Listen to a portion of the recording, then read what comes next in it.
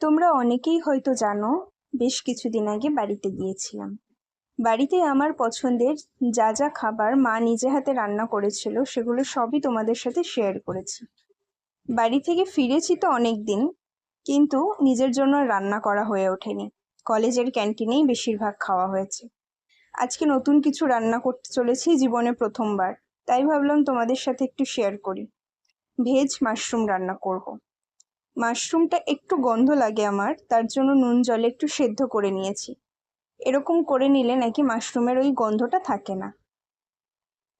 এরপর কড়াইতে তেল দিয়ে তাতে একটু নুন হলুদ দিয়ে টুকরো টুকরো করে কেটে রাখা আলুগুলো একটু লালচে করে ভেজে তুলে নিলাম। তার মধ্যে সেদ্ধ করা মাশরুমটাও দিয়ে দিয়েছি। এটাকেও একটু লালচে করে ভেজে তুলে নিয়েছি।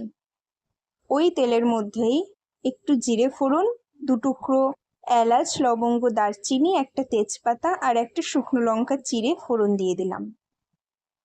তারপর তাতে একে একে আদা বাটা, একটু জিরে গুঁড়ো, হলুদ গুঁড়ো, ঝালের জন্য লঙ্কা গুঁড়ো আর কালারের জন্য একটু কাশ্মীরি লঙ্কা গুঁড়ো দিয়ে দিয়েছি।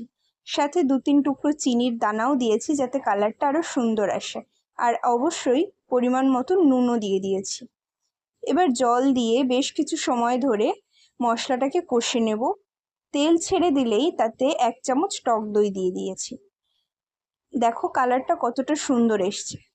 ঠিক এরকম ভাবেই যখন তেল ছেড়ে আসবে তখনই ভেজে রাখা আলু আর মাশরুম দিয়ে কষে নিয়ে দিয়ে দিতে হবে একটু জল। খুব বেশি ঝোল করব না, তাই অল্পই দিয়েছি।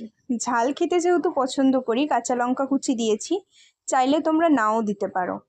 তারপর একটু দারচিনি বাটা দিয়ে ওপর থেকে ধনেপাতা কুচি ছিটিয়ে দিয়ে ভালো মতন করে পরিবেশন করে নেব।